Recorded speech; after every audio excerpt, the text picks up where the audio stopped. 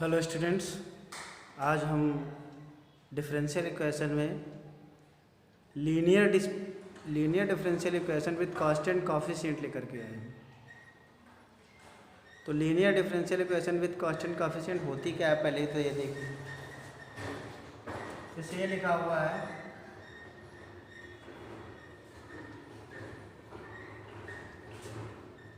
d2y/dx2 plus 2dy/dx plus y=0, या ऐसे लिखा हुआ है। ये कहलाती है लीनियर डिफरेंशियल इक्वेशन। जैसे लीनियर इक्वेशन होती है उसी प्रकार लीनियर डिफरेंशियल इक्वेशन, ये लगातार ही घटते हुए नजर आते हैं। ये भी लीनियर डिफरेंशियल इक्वेशन है। 20 के टर्म्स 0 हैं, इसमें a1, जैसे मान लीजिए यहाँ पर कांस्टेंट टर्म है वो 0 है। ये भी लीनियर डिफरेंशियल इक्वेशन है। तो अब जनरल टर्म्स जब लिखा जाएगा तो ऐसे लिखा जाएगा dny/dx की power n plus a1 n-1 dx की power n-1 y plus dn-2 dx की power n-2 y plus dot dot plus ny=q। यहाँ पर a1 a2 a2 an ये सभी कांस्टेंट हैं। क्या है? कांस्टेंट है। और ये जो q है, q is a function of x, q is a function of x। अब ये रही आपके लीनियर डिफरेंशियल जनरल लिखी गई है, जनरल इक्वेशन। क्या लिखा है? The general form of the nth order, ये nth ऑर्डर है, ये सेकेंड ऑर्डर है लीनियर डिफरेंशियल, ये fourth order linear differential equation है जिसकी अधिकतम डिफरेंशिएशन जिसकी सबसे ज़्यादा होती है, इसका ऑर्डर 2 है, तो इसलिए second order linear differential equation होगी, फोर्थ ऑर्डर होगी। अब देखिए, ये हम जानते हैं, हम सिंबल की बात करते हैं। d/dx जो होता है कैपिटल D होता है, तो हम यहाँ पर इसको कैपिटल D लेकर के चल रहे हैं। क्या लेकर के चल रहे हैं? Capital D। तो इसका रूप क्या हो जाएगा? इसका रूप ये हो जाएगा dny plus a1 dn-y plus a2 dn-2y plus dot dot ny=q। यहाँ पर हम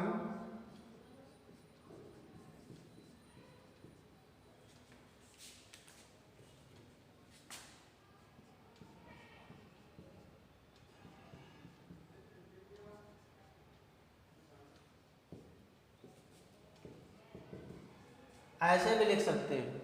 ये देखिए डी में एक इक्वेशन है, हम शॉर्ट में इसे ऐसे भी लिख सकते हैं f(dy)=q। ये एक्चुअल रूप है इसका f(dy)=q। ये डी फोर्थ ऑर्डर भी हो सकती है, सेकेंड ऑर्डर भी हो सकती है, फर्स्ट ऑर्डर भी हो सकती है, थर्ड ऑर्डर भी हो सकती है, हायर ऑर्डर भी हो सकती है। इस तरीके से लीनियर डिफरेंशियल इक्वेशन। q क्या है? q है, q is a function of x, q x का फलन है। तो अब इसको प्रॉब्लम आती है, इसको सॉल्व कैसे किया जाए। सॉल्व करने के लिए हम सबसे पहले इसके ऑक्सिलरी इक्वेशंस बनाते हैं। क्या बनाते हैं? Auxiliary equation. ऑक्सिलरी क्या होती है? ऑक्सिलरी इक्वेशन में d के स्थान पर m रखते हैं और fm को क्या करते हैं? 0 करते हैं। d के स्थान पर क्या रखेंगे? इसी में m रख देंगे। तो ये जो fd मिला, fd ये है, d के स्थान पर m रख करके हम 0 कर देंगे और इसके भिन्न भिन्न वैल्यू निकालेंगे d के। सेकेंड ऑर्डर है तो 2 वैल्यू निकलेंगी, थर्ड ऑर्डर है तो 3 वैल्यू निकलेंगी, फोर्थ ऑर्डर है तो 4 वैल्यू निकलेंगी। तो डिफरेंट टाइप की वैल्यू मिलेंगी m की। तो कब कौन सी वैल्यू होगी तो किस तरीके से सलूशन दिया जाएगा। कोई भी डिफरेंशियल इक्वेशन है जिस ऑर्डर की होगी तो उसका सलूशन कैसे दिया जाएगा। तो अब वो देखिए,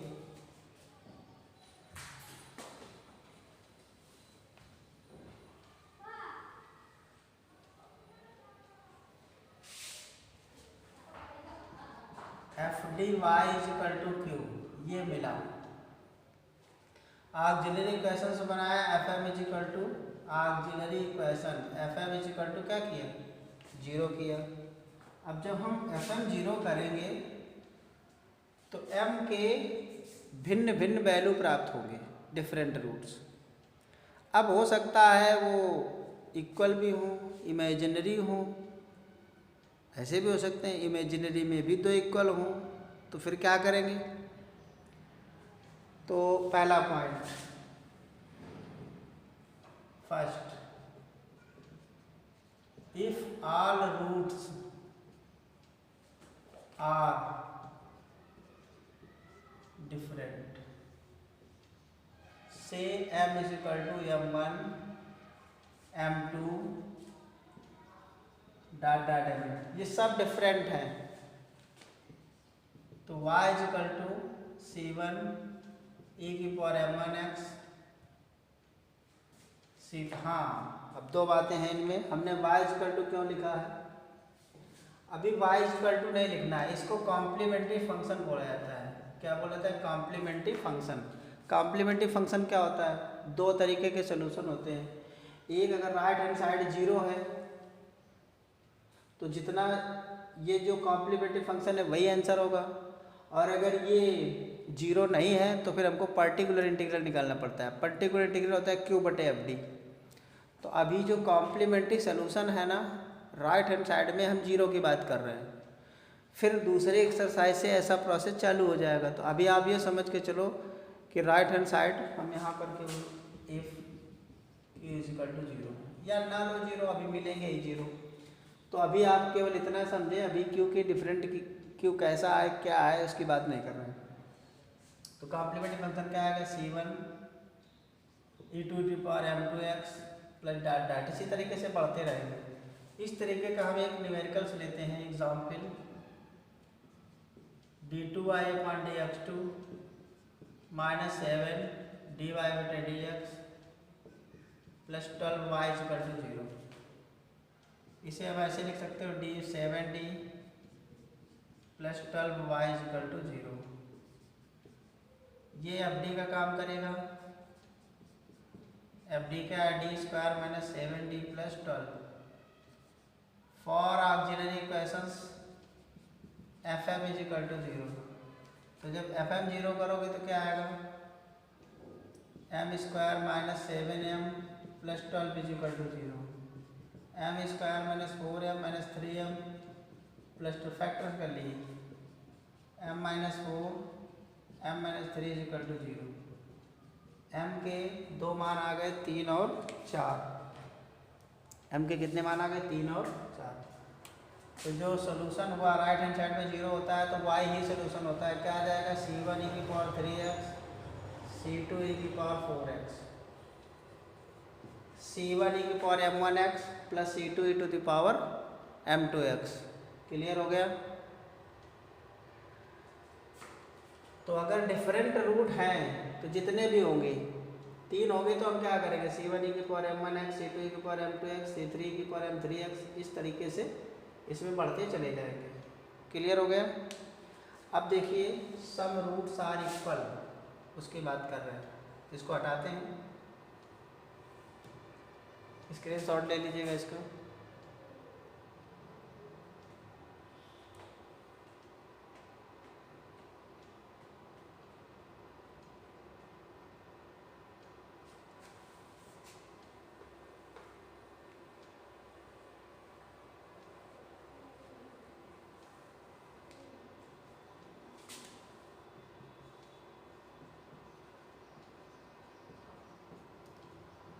सम रूट्स आर इक्वल,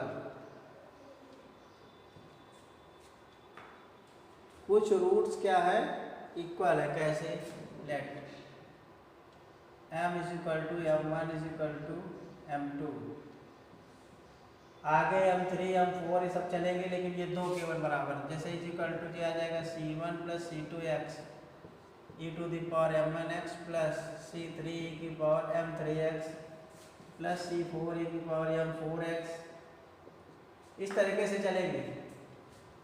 जितने इक्वल होंगे ये मान लीजिएगा 3 इक्वल हैं, M1 M2 M3 इतने इक्वल है और इक्वल नहीं है, तो ऐसी कंडीशन में ये आएगा।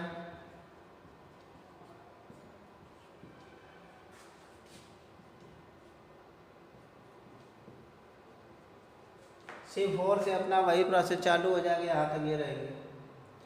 कारण ये है कि एक बार डिफरेंशिएशन में एक कांस्टेंट आता है।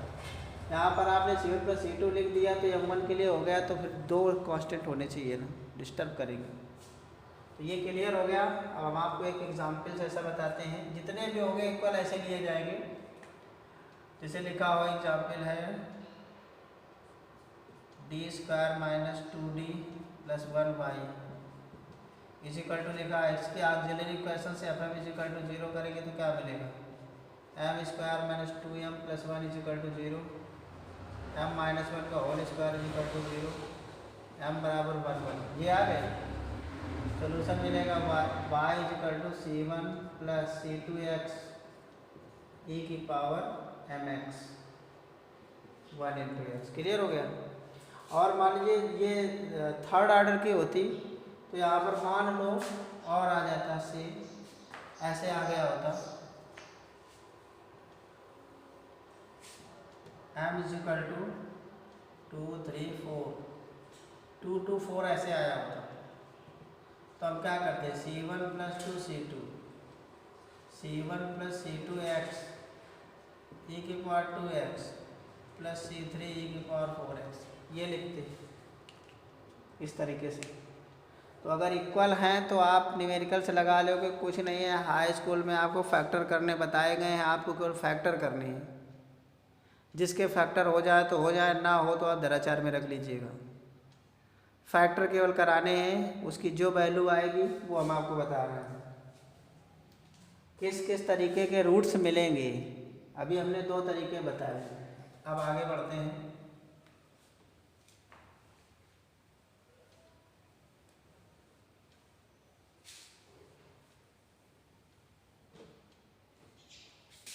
अगला है तीसरा, इमेजिनरी रूट्स।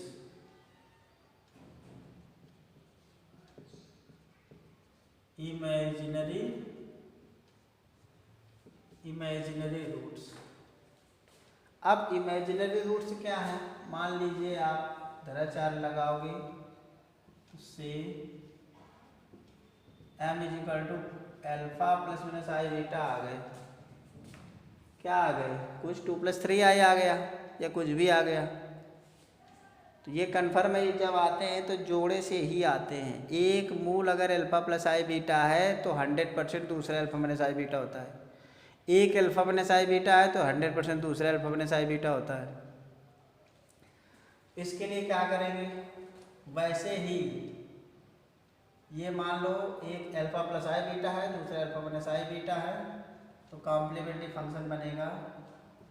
कॉम्प्लीमेंट्री फंक्शन यहाँ से लिख देते हैं, c1 e⁻α + i beta x + c2 e⁻α - i beta x। Alpha x common ले लिया, c1 e⁻i beta x c2 e⁻−i beta x e⁻α c1 इसको लिख सकते हैं cos beta x + i sin beta x c2 cos beta x - i sin beta x।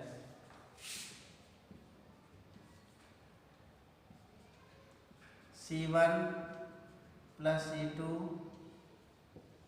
cos beta x c1 minus, अब इसमें दोनों में i कॉमन है, c1 - c2 i sin beta x।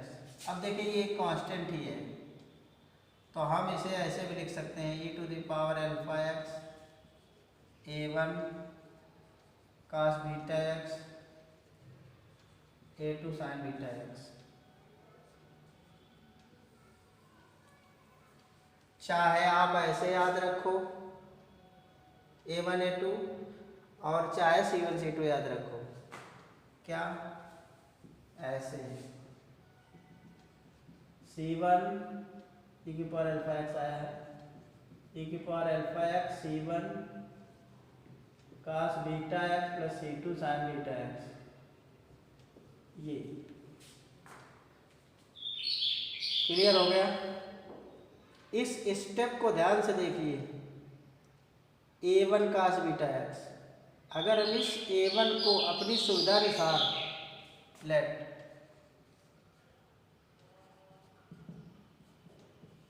C1 का C2 लेंगे और A2 को ये ले लें माइनस में, फिर क्या मिलता है देखिए जरा। C1 का C2 cos beta x minus C2। पता नहीं आपको यहाँ दिख रहा है कि नहीं दिख रहा है, अब यहाँ पे स्क्रीनशॉट ले लीजिएगा, हम यहाँ लिख रहे हैं, एक फार्मूला वो निकल आया।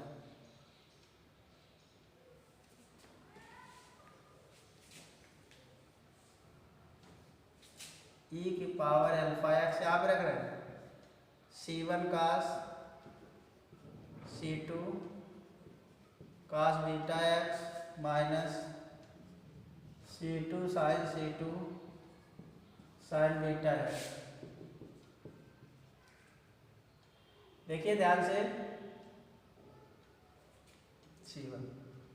C1 कॉमन हो जाएगा, ये आ जाएगा cos beta x plus C2।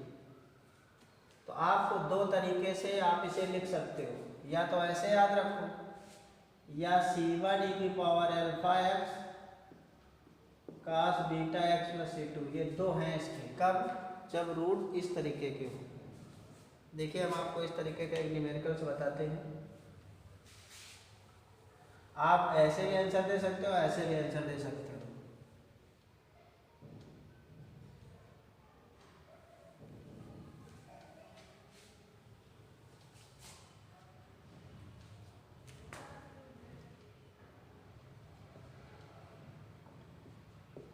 d2i upon dx2 plus mu square y equal to 0। D square plus mu square y equal to 0। Auxiliary question हो जाएगा M square plus mu square equal to 0। M square बराबर minus mu square, M बराबर plus minus mu i mu. Alpha यहाँ पर क्या है? 0 है। इसे आप ऐसे भी लिख सकते हो, 0 प्लस माइनस आई म्यू। तो जब सॉल्यूशन लिखेंगे तो क्या लिखेंगे? y बराबर e की पावर अल्फा एक्स, अल्फा क्या है? 0, C1 cos mu x C2 sin mu x, ये 1 हो जाएगा। तो y बराबर C1 cos mu x C2 sin mu x, ये भी आ जाएगा। लेकिन इस आंसर से अगर आप देना चाहते हो तो C1 ई की power 0x cos beta x plus C2। Beta यहाँ पर क्या है? बीटा यहाँ पर है म्यू एक्स प्लस C2, ये 1 हो जाएगा। तो आप जब इमेजिनरी रूट्स हों तो कोई प्रॉब्लम नहीं, अल्फा प्लस माइनस बीटा में ही आएंगे। अब कभी कभी ऐसा हो जाता है, इसका स्क्रीनशॉट ले लीजिएगा।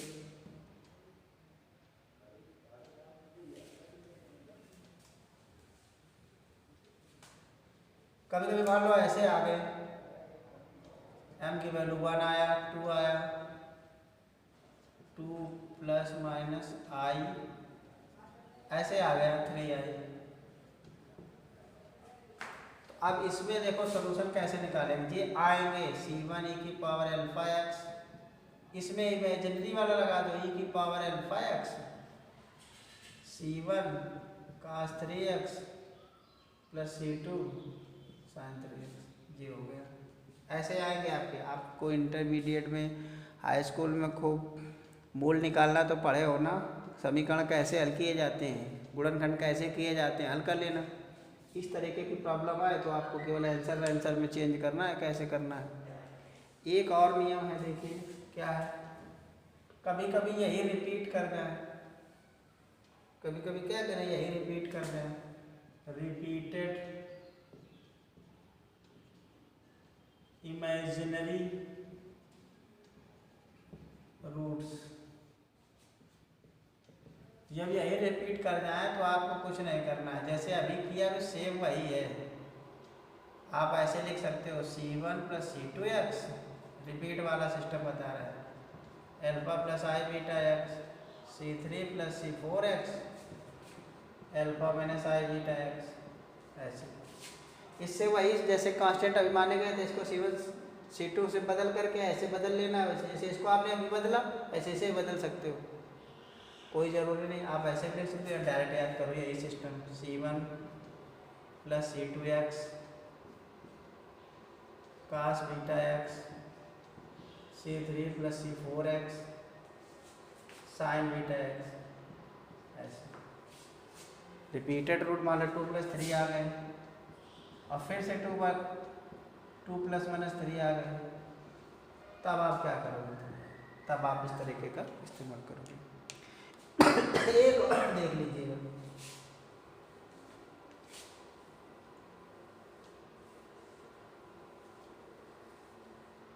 नोट। कभी कभी क्या होता है कि m की वैल्यू आ गई alpha plus minus root beta, ऐसे आई नहीं है यहाँ पर, देखिए आई नहीं है और यहाँ पर बीटा ग्रेटर देन 0, अंदर माइनस की कोई वैल्यू नहीं, आई है ही नहीं, और ऐसे लिखे, तब आप क्या करोगे। करने को ऐसे भी कर सकते हो कि आप C1 वाले में रख दो सीधे, लेकिन उसका एक और फार्मूला है, उसका कॉम्प्लीमेंट्री फंक्शन कैसे करोगे, C1 e की power alpha x cos hyperbolic under beta x plus C2, चाहे ऐसे लिख लो, or C1 e to the power alpha x sine hyperbolic under beta x plus C2, चाहे ऐसे, दोनों एक जैसे होते हैं।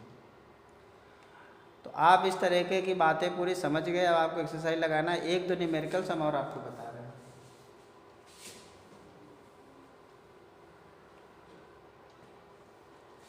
जैसे मान लीजिए लिखा है D cube minus D square plus D plus 1, ऐसे मान लीजिए लिखा है, इतने में देखो डी स्क्वायर कॉमन है, डी माइनस वन कॉमन है, D minus 1 is 0, D square minus 1, D minus 1 is 0, इसमें डी माइनस 1 हो जाएगा तो डी माइनस 1 का होल स्क्वायर और डी प्लस 1 वाई।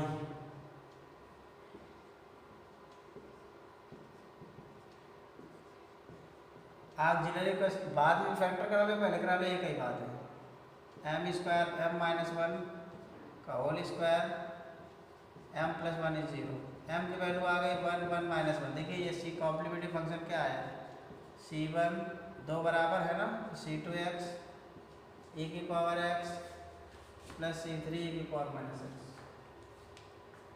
देख लीजिए।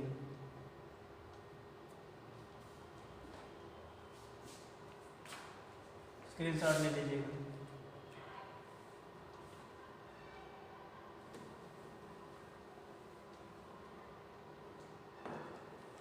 अब देखिए एक न्यूमेरिकल्स और है,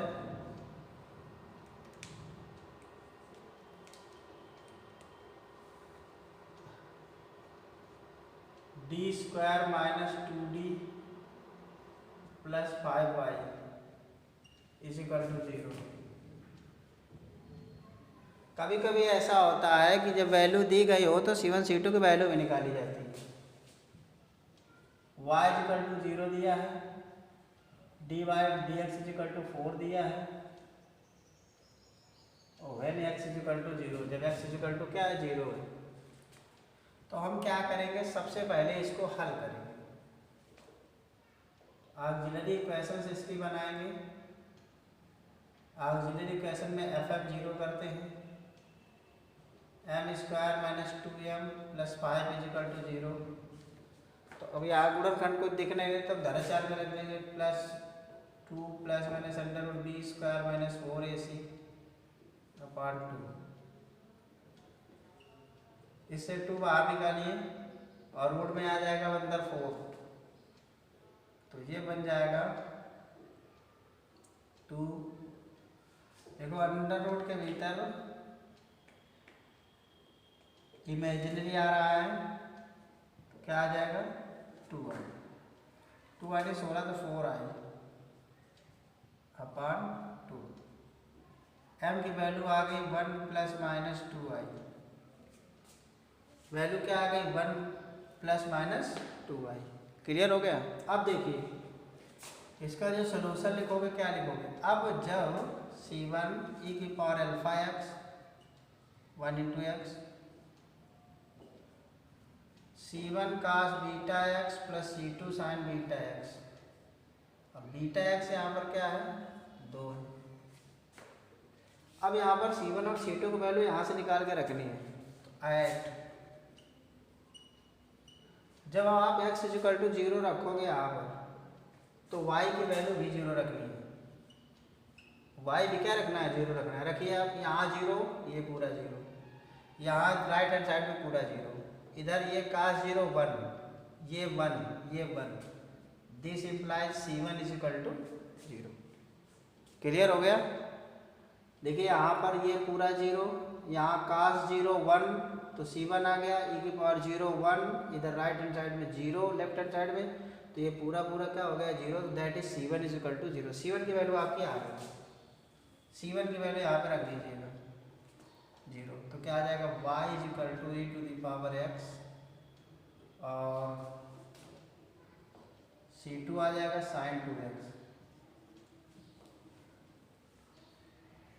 अब बात फंसी c2 कैसे आए, तो c2 के लिए dy dx दिया गया है, तुरंत इसका dy बटे dx कर दो, c2 e की power x sin 2x, c2 e की power 2x into cos 2x into 2। अब यहाँ रखिए x इज इक्वल टू 0 रखना है और dy बटे dx के स्थान पर क्या रखना है 4, रखिए यहाँ पर 4 रखा, इधर क्या है साइन के कारण पूरा 0, c2 e की पावर 0 1 इंटू 2, तो c2 की वैल्यू क्या आ गई 2।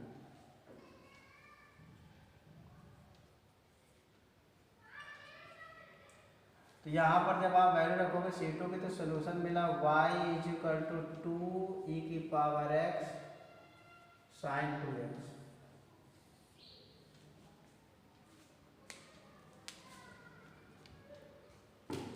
ध्यान से देखो इसको, क्या लिखा है y is equal to 2 e की पावर x sin 2x। अब एक बार फिर से समझ लीजिएगा, जब कभी भी ये दो वैल्यू निकालने होते हैं तो क्या करते हैं हम लोग, डी स्क्वायर माइनस 5 ऐसे लिखा था, इसके फैक्टर हो नहीं सकते। जब फैक्टर हो नहीं सकते तो हम क्या करेंगे, जब फैक्टर नहीं हो सकते तो हम क्या करेंगे, f m is equal to 0 करके इसमें दराचार लगा देंगे। चलिए दराचार फॉर्मूला लगाया, b square minus 4ac minus b plus minus under b square minus 4ac upon 2a, ये आ गए। अब यहाँ पर जब कभी भी इस तरीके का फार्मूला हो तो सेकेंड वाला फार्मूला मत लगाइएगा, c1 e की power alpha x cos beta x plus c2, जब वैल्यू निकालनी हो तो उस फार्मूले को इस्तेमाल कर मत करिएगा, आपकी परेशानी बढ़ जाएगी। इसमें c1 और c2 अलग अलग होते हैं तो बड़े कायदे से निकल आते हैं। इसलिए आप x इज इक्वल टू इसमें जैसा दिया गया है वहाँ 0 दिया था, हमने 0 रख दिया, c1 cos 0 c2 sin 0, value सब उठा कर रख दी, ये वैल्यू आ गई। अब बचा c2, c2 के लिए dy बटे dx दिया है, तब तुरंत इसका डिफरेंशिएट कर देंगे, dy बटे dx निकालेंगे, और dy बटे dx 4 दिया गया, x इक्वल टू 0 दिया, c2 की वैल्यू यहाँ पर रख दिया, आंसर आ गया। तो आप इस एक्सरसाइज के सारे क्वेश्चंस लगाइए, उसे हमारे हिसाब से आ जाएंगे, कोई बड़ी बात नहीं है। चूँकि सब हाई स्कूल और इंटर का केवल काम है गुणनखंड कराना, और यहाँ पर केवल प्रॉब्लम आती है वैल्यू रखने में, तो वो मैंने आपको बता दिया है। अब कल से क्या होगा, अब देखिए जरा डिफरेंशियल इक्वेशन के बारे में समझिए।